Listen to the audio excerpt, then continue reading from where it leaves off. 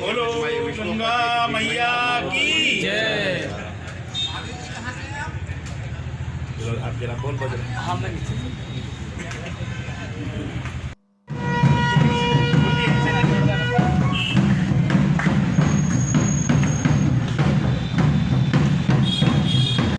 बहुत बहुत आशीर्वाद साधुवाद आपको।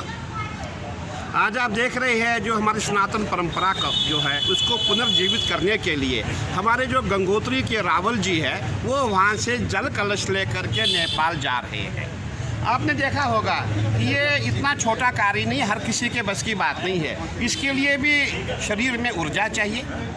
और जो कट्टर सनातनी होते हैं वही ये कार्य करते हैं। आपने कहीं रावल देखे होंगे, मैं सबको नमन करता हूँ, सब जो है हमारे भगवान शंकर के प्रतिनिधि है, लेकिन मैं समझता हूँ सबसे जो ज़्यादा सनातनी है जो समाज में काम कर रहे महाराष्ट्र ही समाज में आकर के पूरे भारत में नहीं, भारत में और नेपाल में कार्य कर रहे हैं। इनका मेन मकसद है जो हमारा भारत और नेपाल है, हमारी जो मित्रता है वो कायम रहे। बीच में आपने सुना होगा कि हमारा कुछ चाइना का विवाद हुआ था, चाइना ने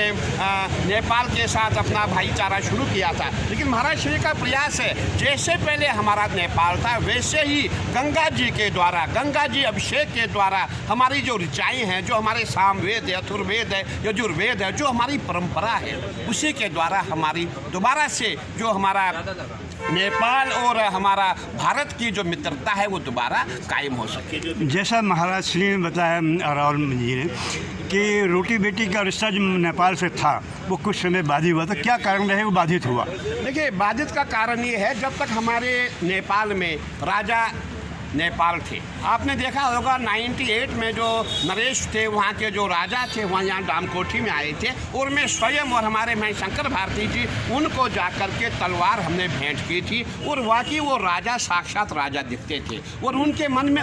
हमारे मन में ऐसा लगता था कि साक्षात अगर हमने भगवान विष्णु के दर्शन करने हैं तो नेपाल का जो राजा उसको आप देख लो, बहुत सुंदर छेल छबीले राजा थे वो, परंतु अपनी जो उनकी कला थी, आंतरिक कला, उन्हीं के भाई के द्वारा या रिश्तेदारों के द्वारा उनको हत्या की गई और उसके बाद जो है नेपाल का भारत का जो रिश्ता था मैं समझता हूँ कुछ अनबन हमारी हो गई, क्योंकि उसमें चाइना की भी देन थी। और जितने भी हम सनातनी हैं, देखिए अगर आप हमसे पूछेंगे नेपाल क्या है, सबसे पहला सनातनी देश नेपाल ही है। कट्टर हिंदू कहाँ नेपाल में रहते थे और अभी हमारा पूरा प्रयास है जो हमारे नेपाल के भाई है, नेपाल के सनातनी है, नेपाल के साथी है, मैं समझता हूँ 45% नेपाल जो है भारत में वास करता है। हमारा यहाँ गोरखा फौज है, आपने सुना होगा गोरखा रेजिमेंट है, इसलिए नेपाल और भारत का ऐसा प्रिय, ऐसा सुंदर रिश्ता रहा है, भाई का रिश्ता रहा है और वो दोबारा हमारा कायम हो जाए, यही महाराज श्री का प्रयास है।